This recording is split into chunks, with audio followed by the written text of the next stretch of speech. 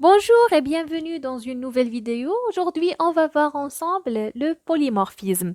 Je commence par la table des matières. On va voir que veut dire polymorphisme, type de polymorphisme et après quelques exemples. Donc, commençons par la définition. Le polymorphisme en Java est un concept par lequel nous pouvons effectuer une seule action de différentes manières. Et lorsqu'on parle de polymorphisme, il est composé de deux termes poly, c'est-à-dire plusieurs, et morphisme qui s'appelle forme, donc plusieurs formes.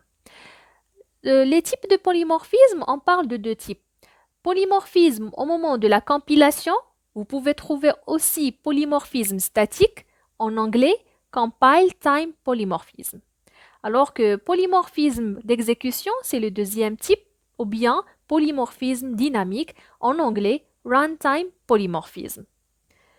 On commence par le polymorphisme au moment de la compilation. La surcharge de méthode est un exemple de polymorphisme au moment de la compilation. Surcharge de méthode permet d'avoir plus de méthodes portant le même nom. Si les paramètres des méthodes sont différents en nombre, en séquence et en type de données. Dans ce cas, on a deux aspects, l'overloading et l'overriding, ou bien la redéfinition et la surcharge.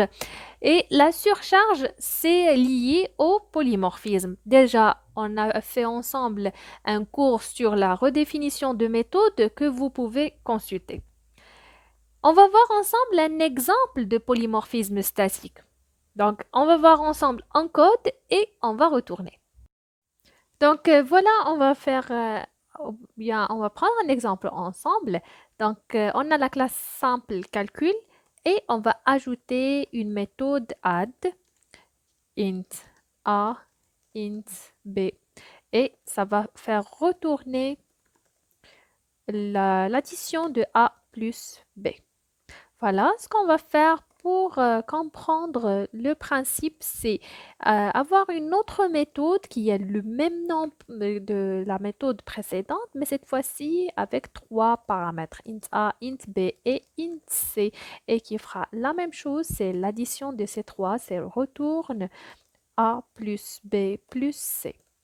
Et dans la partie main, pour tester tout ça, on va créer un objet de type simple calcul. Objet est égal à new simple calcul, le nom de notre classe.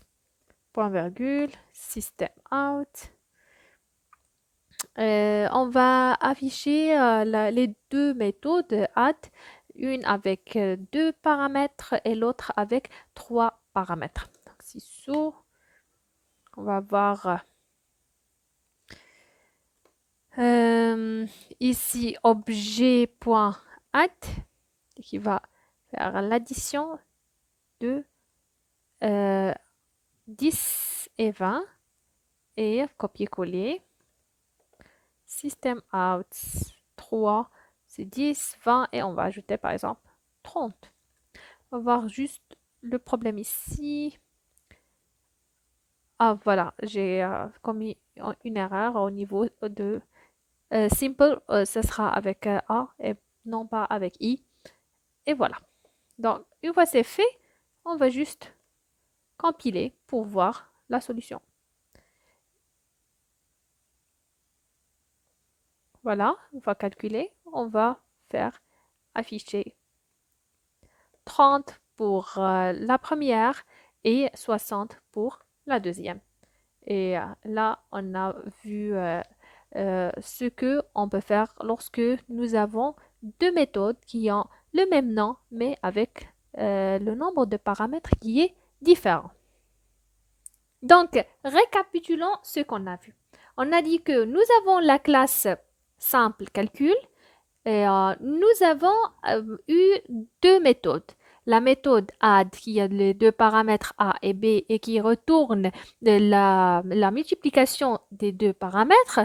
Et on a une autre méthode qui a le même nom avec des paramètres différents. On a 3 a, b, c et qui rend la multiplication de ces trois paramètres. Donc ici, la surcharge de méthode est l'une des façons dont Java prend en charge le polymorphisme statique. Ici, nous avons deux définitions de la même méthode add. Laquelle méthode add serait appelée et déterminée par la liste des paramètres au moment de la compilation. C'est la raison pour laquelle ceci est également connu sous le nom de polymorphisme au moment de compilation. Maintenant, on va passer ensemble le polymorphisme d'exécution ou bien polymorphisme dynamique. Polymorphisme d'exécution ou bien dynamique méthode dispatch, c'est un processus dans lequel un appel à une méthode redéfinie, ou bien en anglais overriding method, est résolu au moment de l'exécution plutôt que le moment de compilation. C'est pour cela qu'on l'appelle polymorphisme d'exécution. Et dans ce processus, une méthode redéfinie est appelée via la variable de référence d'une superclasse. La détermination de la méthode à appeler est basée sur l'objet auquel se réfère la variable de référence. On va voir ensemble un petit exemple sur le polymorphisme d'exécution. Donc, c'est dans cet exemple, nous avons deux classes ABC et XYZ. ABC est une classe parent et XYZ est une classe enfant. La classe enfant remplace ma méthode de la classe parent. Et dans cet exemple, nous avons un objet de classe enfant affecté à la référence de classe parent. Afin de déterminer la méthode qui serait appelée, le type de l'objet serait déterminé au moment de l'exécution. C'est le type d'objet qui détermine quelle version de la méthode serait appelée et pas le type de référence. C'est ce qu'on appelle ici, ce qu'on a utilisé, c'est l'upcasting. On va passer vite fait à cette notion, ce que veut dire l'upcasting. C'est si la variable de référence de la méthode parent fait référence à l'objet de la classe enfant, elle est connue sous le nom d'upcasting. Par exemple, si nous avons la classe A, la classe B qui extend de la classe A, qui hérite de la classe A. Donc, si on écrit A avec l'objet A égale new B, le constructeur de la classe B, ça, ce qu'on appelle upcasting. Et la conversion d'un objet d'un type à un autre est un aspect très important de Java, communément appelé le type casting. Et vous pouvez chercher pour plus de détails sur ce sujet. On va voir ensemble quelques exemples de overriding. Donc, si on a la classe ABC et on a créé l'objet de type ABC et on a appelé ma méthode, cela appellerait la méthode ma méthode de la classe parent ABC. Alors que si on a utilisé un objet de type X, Y, Z et on a appelé ma méthode en utilisant l'objet, donc il va appeler la classe enfant X, Y, Z. Alors que dans le troisième cas, la méthode de la classe enfant doit être exécutée car la méthode à exécuter est déterminée par le type d'objet. Puisque l'objet appartient à la classe enfant, la version de la classe enfant de ma méthode est appelée. Donc, si on utilise ABC, l'objet est égal new x, y, z, on va appeler ma méthode et cela appellera la méthode de la classe enfant et pas la méthode de la classe parent. Donc, maintenant, on va répondre à une question ensemble. Quelle est la différence entre polymorphisme statique et dynamique? La principale différence entre le polymorphisme statique et dynamique est que le polymorphisme statique est un type de polymorphisme qui se résout au moment de la compilation, tandis que le polymorphisme dynamique est un type de polymorphisme qui se résout au moment de l'exécution. Et la différence entre statique et dynamique, on peut le schématiser comme suivant.